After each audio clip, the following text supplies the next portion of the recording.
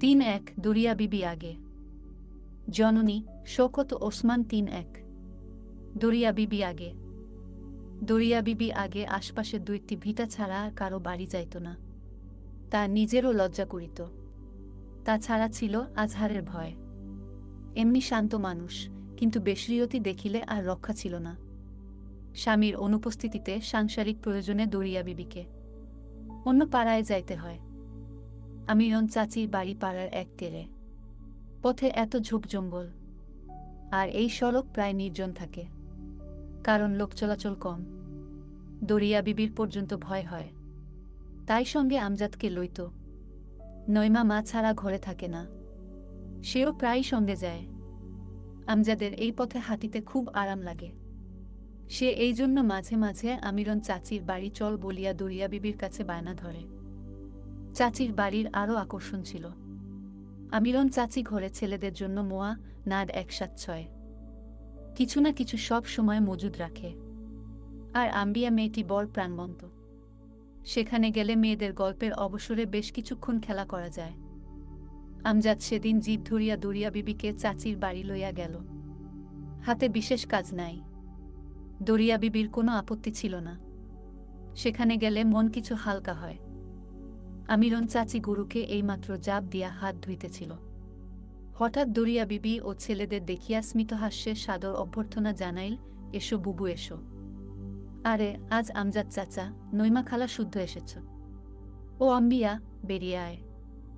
ডাক দেওয়ার আগেই মেয়ে হাজির। আম্বিয়া আর একটু ডাগর হইয়াছে। চাঞ্চল্য আদৌ কমে নাই। সে আমজাদের ২ হাত ধরিয়া বলিল, আমু ভাই, চল ঘুঘুর বাসা দেখে আসি। তালগাছের পাশে একটা করঞ্জা গাছের কুটুরে বাসা বানিয়েছে, চল। আর কার তো আক্কা। আম্বিয়ার পিছু পিছু আমজাদও দৌড়াইতে লাগিল। পিছন হইতে আমিরন চাচি চিৎকার দিয়া ডাকিল, তোরা বেশি ঝোপের ভিতর যাসনি, বড় সাপের জুলুম বেড়েছে। কিন্তু তার কথা কি শুনে? আমিরন চাচি পান সাজিয়া দিল। দরিয়া বিবির সাধারণত পান খাওয়ার অভ্যাস নাই, তবে চাচির দান প্রত্যাখ্যান করে না। আমিরন চাচি জিজ্ঞাসা করিল, আজ কি রান্না হলো? রান্না সেরে এসেছি। আমিরন চাচি যেন প্রশ্নের জবাব পাইয়াছে, তাই অন্য প্রসঙ্গ উত্থাপন করিল। আমার দেওরটা আসলে লোক খারাপ ছিল না। আমিরন চাচির কথার মধ্যে দরিয়া বিবি জিজ্ঞাসা করিল, আবার জুলুম ধরেছে নাকি? অভ্যেস আর সহজে যায়। সেদিন খামাখা আমার ঝাড়ের ২খানা বাঁশ কেটে নিল। নিক, ওর ছেলের কবরে লাগবে। আমিরন চাচির গলা হইতে যেন এক ঝলক আগুন বাহির হইল। দরিয়া বিবিও ঘৃণা প্রকাশ করিল, বেওয়া মানুষ, তাকে দুগাছি এনে দেওয়া দূরে থাকো, তারই চুরি, এসব সইবে না।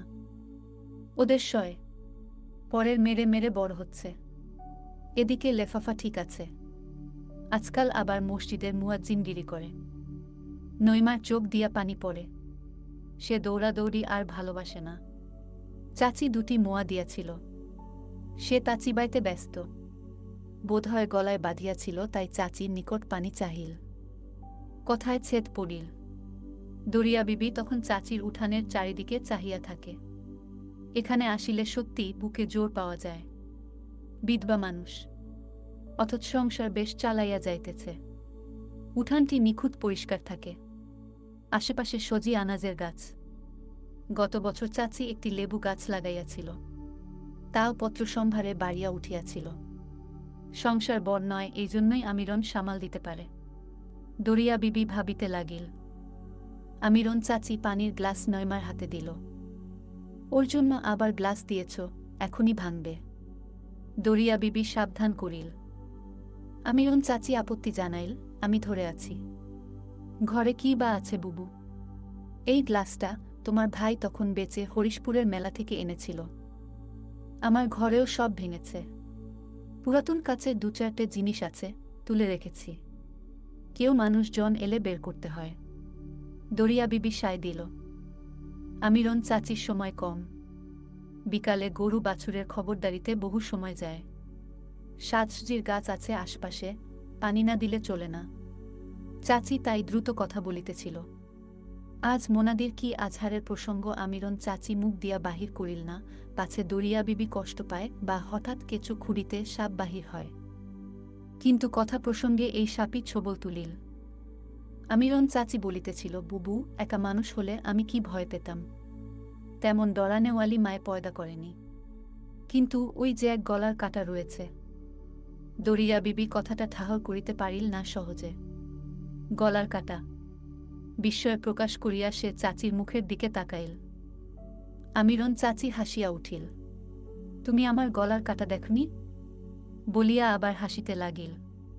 দরিয়া বিবি খামাখা হাসে আর সত্যিই চাচির কণ্ঠনালীর দিকে তাকায়। আমিরন চাচি হাসে আর বলে, তুমি ডাক্তার হেকিম হলে আমার কাটা দেখতে পেতে, আমাকে আগে বলনি বুবু। দরিয়া বিবির বিস্ময়ের অবধি নাই। আমিরন চাচি আরও হাসিতে থাকে। আর বিশেষ বেলা নাই, তাই বলিল, দাঁড়াও বুবু, গলার কাটা দেখাচ্ছি। ও আম্বিয়া, ও আম্বিয়া। শেষের দিকে চাচি চিৎকার জুড়িল। নিত্যেই ছিল, আমজাদ ও আম্বিয়া আসিয়া উপস্থিত। ওই আমার গলার কাটা। চাচি আম্বিয়ার দিকে আঙুল বাড়াইল। কি মা? আম্বিয়া খেলা ছাড়িয়া আসিয়াছে, এখানে দাঁড়াইতে রাজি নয়। যা খেলগে। ছেলে মেয়ে দুটি আবার দৌড়াইয়া পালাইল। তখন দরিয়া বিবি হাসিতে হাসিতে বলে, তুমি লোককে এমন বোকা বানাতে পারো। গলার কাটা নয়, একা হলে ঝাড়া হাত পা যা খুশি করতাম, যেমন ইচ্ছে থাকতাম। বুবু, এখন কত কথা ভাবতে হয়, মাঝে মাঝে রাত্রে শুয়ে শুয়ে ভাবনায় নিদ ধরে না। চাচির মুখের উপর দিয়া ছায়া খেলিয়া গেল। দীর্ঘশ্বাস ফেলিয়া দরিয়া বিবি বলিল, বুবু আমার কতগুলো দেখো, সব তো বেঁচে নেই। এইগুলো তো আমার পায়ের বেড়ি। কবছরে কি যেন হয়ে গেলাম, তবু ওদের ছাড়া ঘর মানায় না। হাসু বউটার দশা দেখো, সোয়ামীর চোখের বালি, শাওডির কাটা, একটা ছেলে পুলে নেই। ও বেশ আছে, যার নেই তার এক ধান্দা, যার আছে তার শতেক ধান্দা। হক কথা বুবু, আমার মুনিটা এখানে থাকলে আমি কোনো কিছুতেই ভয় পেতাম না। আমিরন চাচি এই প্রসঙ্গ এড়াইতে চায়, কিন্তু দরিয়া বিবি রেহাই দিল না। মুনি থাকলে আমি আম্বিয়াকে ঘরে নিয়ে যেতাম, কি তোমার কাছেই থাকত, তোমার আর কেউ নেই, একটা ছেলে সংসারে বাড়ত। আমিরন চাচি যেন চাঁদের স্বপ্নে বিভোর। বলিল, বুবু তোমার মুখে ফুল চন্দন পড়ক।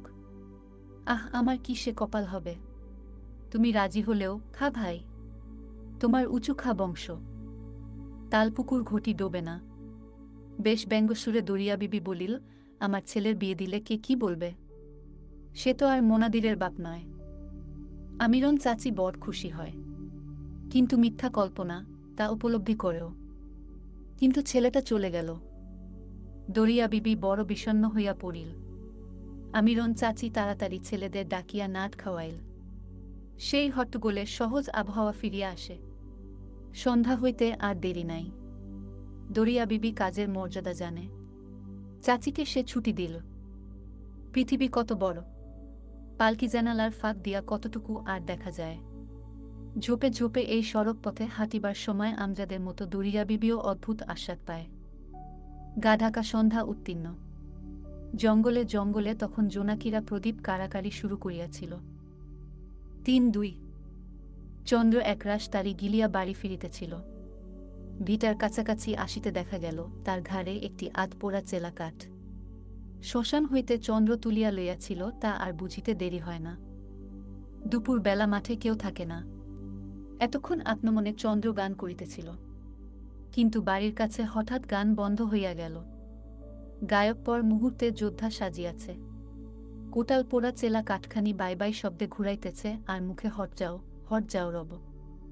চন্দ্রমণি, তার ছেলেরা আর কোটালের স্ত্রী হঠাৎ হিন্দি চিৎকার শুনিয়া ঘরের বাহিরে আসিল। প্রথমে বিস্ময়, তারপর সকলে তামাশা দেখিতে লাগিল। চন্দ্রমণির দুই ছেলে মামার কাণ্ড দেখিয়া হাসিয়া খুন। কোটালের স্ত্রী কিন্তু খুব চুটিয়াছিল। তারই তো চন্দ্র কোটালের কাছে জল। আপত্তি সেখানে নয়, এই অবেলায় মরা কাঁধের উপর। এমন অলক্ষণে কাণ্ড কোটাল স্ত্রীর সহ্যের বাহিরে। সেও চিৎকার করিয়া বলিল, তুমি এসো ঘরে, তোমার হজ্জাও আমি বের করব। চন্দ্রমণির চোখ ভ্রাতিজায়ার দিকে। ছিছি, দাদার যত বয়স বাড়ছে তত ঢিটেমি বাড়ছে। তুমি ওই কাঠ নিয়ে ভিটের উপর একবার উঠো দেখি। কোটালগিন্নি শাসাইতে লাগিল। চন্দ্র হঠাৎ চেলাকাঠ ঘুরানো থামাইল, তারপর চিৎকার করিয়া শুধাইল, কিয়া হুয়া, কিয়া হুয়া? তোমার হুক্কা হুজা বের করব, একবার ওঠো দেখি। কোটাল আবার যোদ্ধার হুঙ্কারে চেলাকাঠ ঘুরাইতে লাগিল, কিন্তু ভিটার নিকটে কয়েকটা চারা করঞ্জা গাছের কাছে আসিয়া থামিল। যোগিন তখন মামার উদ্দেশ্যে ডাক দিল, মামা, উপরে এসো না, মামি মারবে। চুপ বেটা, আমি জমিদার, হ্যাঁ হ্যামকো কোনো রোকেগা। কাঁধে গদা লইয়া ভীমের মতো চন্দ্র শটান খাড়া হইল। বাবরি চুল বাতাসে এলোমেলো, চক্ষু দুটো নেশার ছলকে গোল ভাটার মতো। যোগীর ছোট ভাই তো রীতিমতো ভয় পাইয়া মার আঁচলে আশ্রয় লইল। ভিটার উপরে কোটালপত্নী কোমরে কাপড় জড়াইয়া হুঙ্কার ছাড়িল, মরাকাঠ ফেলে ভালো মানুষের মতো আবার নদীতে স্নান করে এসো, না হলে স্ত্রীর বদ্ধমুষ্টি। চন্দ্র ভালোরূপে ঠাহর করিল, হটেও হাম জমিদার, হ্যাঁ। তারপর কোটাল সমস্ত মাঠের দিকে আঙুল অর্ধবৃত্তাকারে বাড়াইয়া বলিল, হট যাও, সমস্ত জমি আমার, হ্যাঁ। ইয়ার কি পায়া হায়, রোগ দেগা। একবার ভিটের উপর উঠে দেখো। কোটাল পত্নী ভ্যাংচাইয়া বলিল। কোটাল জবাব না দিয়া চেলাকাঠখানির সাহায্যে ধাই ধাই চারা গাছগুলি পিটাইতে লাগিল, আর সঙ্গে সঙ্গে চিৎকার, এইসব আমার প্রজা আছে বা নেই শোনতা। কিছুক্ষণ এই তরু প্রজা ঠ্যাঙ্গানো চলিল। ভিটার উপরে সকলে তখন বেদম হাসিতে শুরু করিয়াছে। কোটালের বিরচিত শৌর্যের উৎসাহ আরও বাড়িয়া যায়। গিন্নি চিৎকার দিল, এই পাগল পাগল পাগল। যোদ্ধা মুগুর উঁচাইয়া থামিল। প্রথমে ব্যঙ্গের হাসি, পরে চ্যালেঞ্জের ভঙ্গিতে হুঙ্কার ছাড়িল, পাগল। জমিদার শালা পাগল, পাগল পাগল। ছেলেরা চিৎকার দিয়া হাসিল, পাগল পাগল। সব মার ডালেগা বলিয়া মুগুর বিশারদ আবার কল্পিত প্রজাদের শায়েস্তা করিতে লাগিল। নেশা বেজায় চড়িয়াছিল। প্রতিপক্ষ তখন হাসিয়া লুটাইবার উপক্রম। সুযোগ বুঝিয়া চন্দ্র ভিটার দিকে এক পা অগ্রসর হইল। তখন গিন্নি একটা চেলাকাঠ লইয়া দাঁড়াইল। চন্দ্র চিৎকার দিয়া বলিল, পাগল না হলে মানুষ ঠেঙায়? সব মার ডালো। আবার মুগুরবাজি চলিল। খিলখিল নারী হাস্যে তখন অবেলার রং আরও ঘন হয়। কতক্ষণ এমন চলিত কে জানে। এই সময় আমজাদ ভিটার পথে উপস্থিত হইল। দরিয়া বিবির জরুরি আদেশেই সে এই দিকে আসিয়াছিল। ভ্যাবাচ্চাকা খাইয়া গেল। কাকার নূতন কীর্তি। কিন্তু সে রণদেহী মূর্তি দেখিয়া বেশ ভয় পাইয়াছিল। মার আদেশ হাতে করিয়ায় ফিরিয়া যাইবে কিনা ভাবিতেছিল। হঠাৎ যোদ্ধার নজর সেদিকে গেল। প্রজারা নিস্তার পাইল। মুগুর উচাইয়া মহাবীর আমজাদের দিকে ধীরে ধীরে অগ্রসর হইতে লাগিল। আমজাদের ভয়ে মুখ শুকাইয়া যায়। সে সাহসের উপর ভর দিয়া বলিয়া ফেলিল, কাকা আপনাকে মা ডাকছে, খুব দরকার। যোদ্ধার কানে যেন কথাটা গেল না। গজেন্দ্রগমন ও স্কন্দশোভিত গদা অবিচল থাকে। কিন্তু চন্দ্র ভয়ের ফুরসত দিল না। হঠাৎ গদা ফেলিয়া সে আমজাদকে কাঁধে তুলিয়া লইল। ছেলেবেলা বেশ মজা লাগিত। এখন আমজাদ কিশোর, তার বড় লজ্জা করে। কাকা, আমাকে নামিয়ে দাও, সে মিনতি জানাইল। কিন্তু নেশাখোর নিজের খেয়ালে বিভোর। কবিগানের সর্দার তখন গান ও নৃত্য জুড়িয়া দিয়াছে। চাচা এল অবেলায়, এখন কোথায় কি পাই? খেতে দেওয়া দায়। হাঁস রয়েছে পুকুর পাড়ে, মুরগি আর ডিম না পারে ঝোপেঝাড়ে, বনবাদারে শেয়ালছানাও নাই। চন্দ্র হঠাৎ মাথা ঝাঁকুনি দিয়া বলিয়া উঠিল, তোবা, মুসলমানের ছেলে। তারপর ওয়াকশব্দে থুতু ফেলিল। গানের নূতন কলি শুরু হয়। ভাইপো তুমি কর্না ভাবনা, আমি ওসব কিছুই খাবনা। ঘরে আছে মুটকি চাচি, তারে কর্না জবাই, আহা চাচা, আক্কেল বোটে বলিহারি, বলিহারি যাই। চন্দ্র খাপাড়ার দিকে অগ্রসর হইতে লাগিল। ভিটার উপর হাসির মোজ ছুটিল। অরন্ত বেলা, দিকে দিকে রং লাগিয়াছে। ঝাঁকুনি খাওয়া গান মাঠে মাঠে রেশ রাখিয়া যায়। ঘরে আছে মুটুকি চাচি, তারে কর্না জবাই। সলজ, তবু আমজাদ কাঁধের উপর হাসিতে লাগিল। ৩ বছর ঘুরিয়া গেল। সূর্যপ্রদক্ষিণ শুধু স্থাবর জঙ্গমের সহগামী নয়, সংসারের বিচিত্র প্রক্ষেপও সঙ্গে সঙ্গে অগ্রসর হয়। স্বচ্ছলতান্তন হাসিকান্না বিচিত্র ছন্দ তার দাগ রাখিয়া যায়। এই আবর্ত দরিয়া বিবিকে টানিয়া লইয়া গেল ক্রমশ দিশাহারা পথে। এক ব্যাপারে সে নিশ্চিন্ত হইয়াছিল, স্বামী আর নিরুদ্দিষ্ট প্রবাসী নয়। আজহার ফিরিয়া আসিয়াছিল মাত্র ৩ সপ্তাহের মেয়াদ লইয়া। ১ বছরে কত কিনা করিয়াছে। রাজমিস্ত্রি তার আদিম পেশা, ইটের পাজার সর্দারি হাতেম খাদের চন্দ্র ঘৃণা করে। এই ঘৃণার মধ্যে কি আনন্দ আছে? ঘৃণা তো হিংসা। এমন পাকের মধ্যে পদ্মফুল ফোটে। আর যাই করুক, চন্দ্রের সঙ্গে তার জীবনের প্রতিনয় সংসারের বিচিত্র প্রক্ষেপও সঙ্গে সঙ্গে অগ্রসর হয়। স্বচ্ছতান্তন হাসিকান্না বিচিত্র ছন্দ তার দাগ রাখিয়া যায়। এই আবর্ত দরিয়া বিবিকে টানিয়া লইয়া গেল ক্রমশ দিশাহারা পথে। এক ব্যাপারে সে নিশ্চিন্ত হইয়াছিল, স্বামী আর নিরুদ্দিষ্ট প্রবাসী নয়। আজহার ফিরিয়া আসিয়াছিল মাত্র ৩ সপ্তাহের মেয়াদ লইয়া। ১ বছরে কত কিনা করিয়াছে। রাজমিস্ত্রি তার আদিম পেশা, ইটের পাজার সর্দারি হাতেম খাদের চন্দ্র ঘৃণা করে। এই ঘৃণার মধ্যে কি আনন্দ আছে? ১ বছরে কত কিনা করিয়াছে। রাজমিস্ত্রি তার আদিম পেশা, ইটের পাজার সর্দারি, মসজিদের সহকারী আর মনোহারীর দোকান, তার আর এক মরিচিকামাখা শখ। নূতন মোট ফেরার স্বপ্নে সে ফিরিয়া আসিয়াছিল। বাড়ি ফেরার আগে সে একটি দোকান পাতিয়াছিল। তার নিরীহ শান্ত মনেও তখন অস্থিরতার ছোঁয়াচ। নিজের দিকে সে নিজে চাহিতে শিখিয়াছিল। নামাজে মন থাকে না। জায়নামাজের পাটির উপর কখনো ঘুমাইয়া পড়িয়াছে সেজদা দিতে গিয়া। কেন এমন হয়?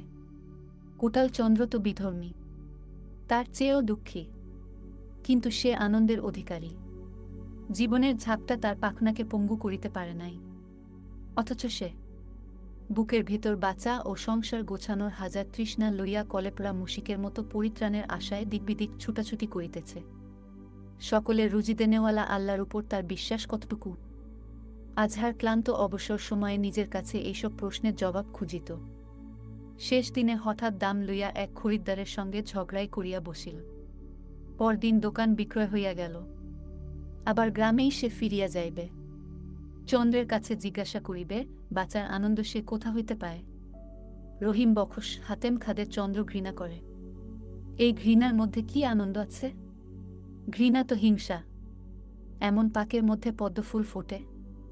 আর যাই করুক, চন্দ্রের সঙ্গে তার জীবনের প্রতিটি ক্ষণ সে মিলাইয়া দিবে।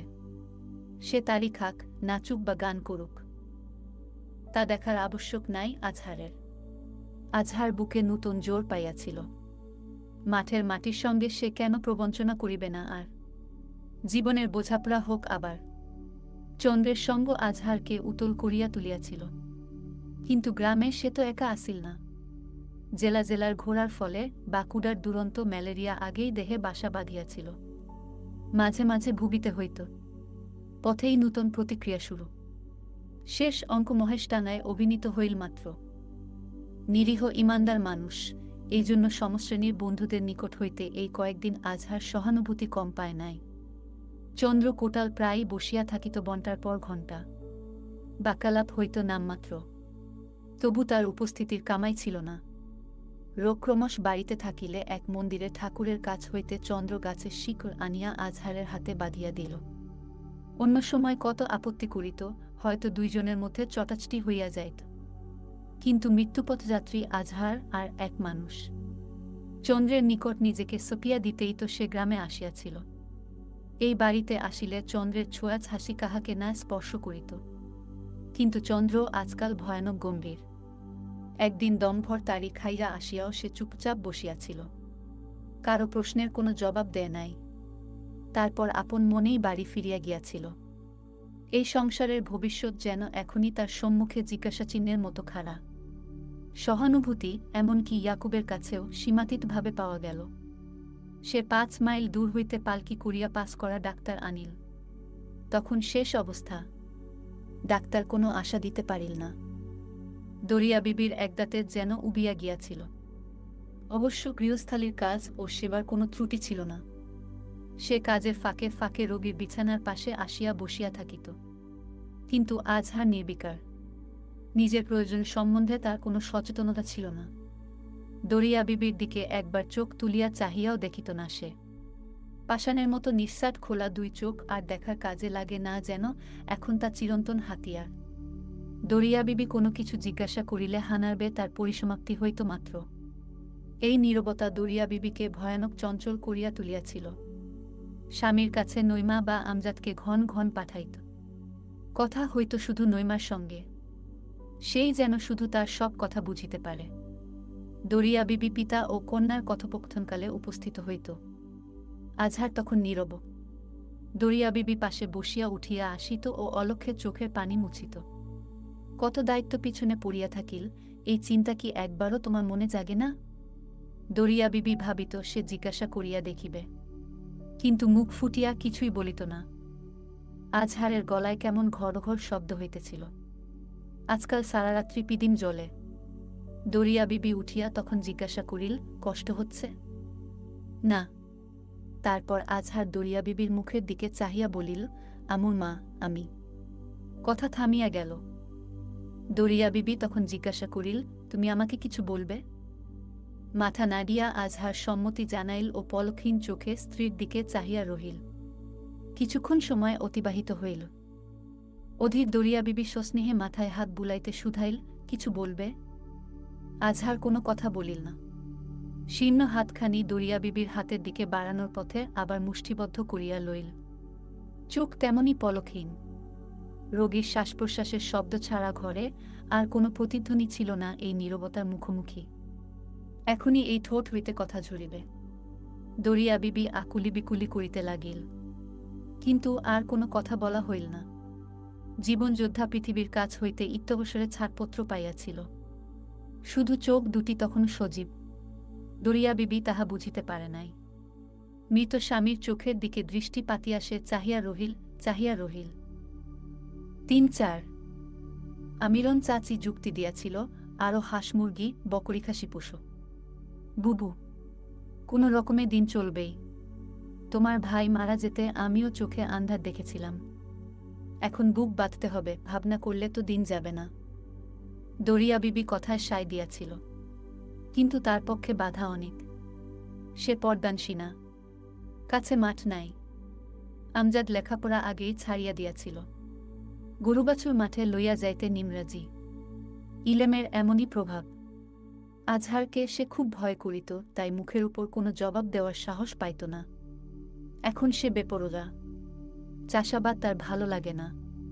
চন্দ্র কাকার সঙ্গে প্রথম বছর চাষাবাদে গায়ে গতরে খাটিয়াছিল, কিন্তু ধান বেশি হইল না। মাটির জন্য দরদ ছিল না। নিদেন ঠিকমতো দেওয়া হয় নাই। পর বৎসর চন্দ্র কোটাল তাই ৩ বিঘা জমি বিক্রয় করিয়া দিতে বলিল। গ্রহিতা ইয়াকুব। ১.৫ বিঘা জমি ছিল, আমজাদের জন্য তাহাও বিক্রয় হইয়া গেল। চন্দ্র কাকার সংস্পর্শে তার ভালো লাগে না। এত মেহনত আমজাদের পক্ষে সম্ভব নয়। দরিয়া বিবি রাগ করিলেও পুত্রের উপর ক্ষোভ ছিল না। ১৩ বছর বয়সের পক্ষে চাষাবাদ যেন ঠাট্টার ব্যাপার। আমিরন চাচির সংসার ছোট, কিন্তু দরিয়া বিবির সংসারে এতগুলি পেট চালানো সহজ নয়। প্রথম দিকে সহানুভূতি কারো কম ছিল না, কিন্তু তারও সীমা আছে। বেচারা চন্দ্র নিজেই অস্থির। সে চাষ করে, মাছ ধরে, গান করে, কিন্তু সব সময় রোজগার হয় না। তবু তার আন্তরিকতা অকৃত্রিম। নিজে না আসিলেও বোনকে পাঠাইয়া খোঁজ খবর লয়। এলোকেশি খালি হাতে আসে না। কোনোদিন মাছ, মাঠের ফসল, অন্তত এক ফালি কুমড়া হাতে সে লৌকিকতা রক্ষা করে। চারিদিকে ভাঙন।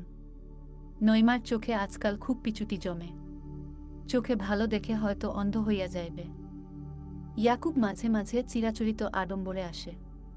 মাঝে মাঝে টাকাও সাহায্য করে। দরিয়া বিবি কর্জ চাহিতে লজ্জা পায় না। কিন্তু এইভাবে দিন কতদূর গড়াতে পারে? আগে ঘরে দুধ ছিল, এখন গাইটা অল্প দুধ দেয়, তাও বিক্রয় করিতে হয়। সমীর মুখে দুধ ওঠে না। ৩ বছরের মেয়ে ভাত ধরিয়াছে বড়দের মতো। তার মাঝে মাঝে পেটের অসুখ করে, সহজে সারে না। শুধু শরীরের কাঠামোর জোরে টিকিয়া আছে। দুঃখের পেয়ালা পূর্ণ করিবার জন্য এমনই দুর্দিনে মোনাদিরের পত্র আসিল। সে লিখিয়াছে, মা, আমার সালাম জানিবেন। বহুদিন বহু জায়গায় ঘুরিয়া আমি এখন স্কুলে পড়িতেছি। ৫টা টাকা যদি মাস মাস আমার জন্য পাঠান, কোনো রকমে আমার দিন চলিতে পারে। আপনাদের অসুবিধা হইলে পাঠাইবেন না। আমার দিন এক রকমে চলিয়া যাইবে। আমু, নিমাদের জন্য আমার স্নেহ। ইতি আপনার স্নেহের মুনি। একটি ইনভেলাপে প্রত্যাশিয়াছিল। আমজাদ পড়িয়া শোনাইল। দরিয়া বিবি যুগপৎ আনন্দ ও নিরাশায় খামখানি হাতের মুঠায় ধরিয়া ভাবিতে লাগিল। ৩-৪ বৎসর অতিবাহিত। কত বড় হইয়াছে মুনি। একটি দীর্ঘশ্বাসে দরিয়া বিবি এই চিন্তা সমাহিত করিল। ৫টি টাকা ৭ রাজার ধন নয়, তবু শেখথাই আগে ভাবিতে হয়। আমজাদ পাশে বসিয়াছিল, জিজ্ঞাসা করিল, মা, মুনি ভাইকে টাকা পাঠাবে না? পাঠাতে পারবি? তা আর পারব না। তুমি টাকা দিও, মনি অর্ডার করে আসব। পোস্ট অফিস আছে পাশের গায়ে। দরিয়া বিবির ঠোঁটে কৃত্রিম হাসি দেখা দিল। আমজাদ এখনো কত অবোধ। কিছুক্ষণ আগে আমজাদ সংবাদ আনিয়াছিল, এবার জমির ধান ইয়াকুব নৌকায় বোঝাই দিয়া লইয়া গিয়াছে। এতদিন জমি বিক্রয় হইয়াছিল, কিন্তু ধান বর্গা পরিশোধের পর অর্ধেক পাওয়া যাইত। ইয়াকুবের করুণা, এবার তাও বন্ধ। জমি কিনিয়াছে, ফসল লইয়া যাইবে, বৈচিত্র্য কিছু নাই। তবু দরিয়া বিবি ক্ষোভে স্তব্ধ হইয়া গিয়াছিল। পুত্রের কাছে সংবাদ পাইয়া আর কোনো কিছু জিজ্ঞাসাবাদের প্রয়োজন সে মনে করে নাই। মুনির পত্র হাতে ইয়াকুবের কথাই প্রথমে স্মরণ হইল ও হঠাৎ অস্পষ্ট কণ্ঠে উচ্চারণ করিল, ৫টা টাকা। আমজাদ তাহা শুনিতে পাইল না। ২ দিন পর ইয়াকুব এখানে পৌঁছিলে দরিয়া বিবি তার শরণাপন্ন হইল। ভাই, আমার একটা আর্জ আজ তোমাকে রাখতে হবে। আপনার আর্জ? বলুন বলুন। ইয়াকুব ভয়ানক আগ্রহ দেখাইয়া বলিল, আপনি এত চুপচাপ থাকেন। ভাই, চুপচাপ কি সাধে থাকি? দেখছ না কত সুখে আছি। আপনার দুঃখ কি? আপনার মুখের হাসির দাম লাখ টাকা। অন্য সময় এমন গায়েবরা প্রশংসা দরিয়া বিবি বেয়াদবির শামিল মনে করিত। আজ তা গায়ে মাখিয়া লইল। ইয়াকুব কিন্তু কথাটা বলিয়াই দরিয়া বিবির দিকে আর চোখে তাকাইল। লাখ টাকা নয়, ৫ টাকার আর্জ। মোটে? ইয়াকুব ঠোঁট কুচকাইল। হ্যাঁ। মোটে? হ্যাঁ, কিন্তু মাস মাস দিতে হবে। কাউকে দেবেন? হ্যাঁ। কাকে? তা কোনোদিন জানতে চেয়েও না। আপনার যা হুকুম। ইয়াকুব হাসিয়া ঘাড় নোয়াইল ও কহিল, আপনি বলেন, আর কি দরকার? আপনি একদম পাথরের মতো কিনা, মুখে কিছু বলেন না।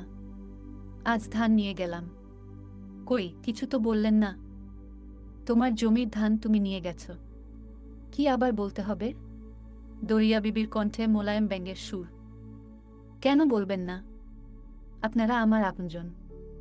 জমি কিনেছি বলে ধানও নিয়ে যাব? নিশ্চয় নিয়ে যাবে। আপনজনেরা এমন নিষ্ঠুর হয় না। নিষ্ঠুর আবার কি? নিশ্চয়।